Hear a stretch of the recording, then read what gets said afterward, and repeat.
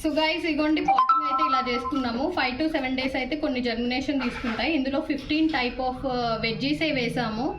So చూద్దాము ఒక 10 days టైంలో మనకి ఎలాంటి గ్రోత్ అనేది వస్తుందో మీ అందరికీ కూడా తెలుస్తుంది. ఇక్కడ climate and water and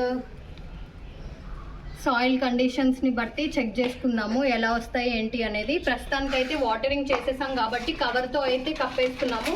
and కింద ఏవైతే స్నేల్స్ కానీ లేకపోతే యాంట్స్ కానీ రాకుండా గమాక్సిన్ అయితే జల్లుకున్నాము. అది ఇన్సెక్టిసైడ్ జల్లుకున్నాము. వాటి వల్ల ఈ కప్స్కి ఏం డ్యామేజ్ కాకుండా వీటికి ఏం డిస్టర్బ్ అవ్వకుండా మళ్ళీ పేపర్ అయితే వేసాను.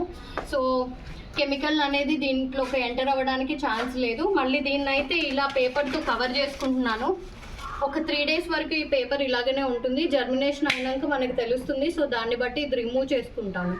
అండ్ ఫర్దర్ అప్డేట్స్ చూస్తూ ఉండండి, మీకు వస్తాయి. ఓకేనా? Have a good time guys, bye.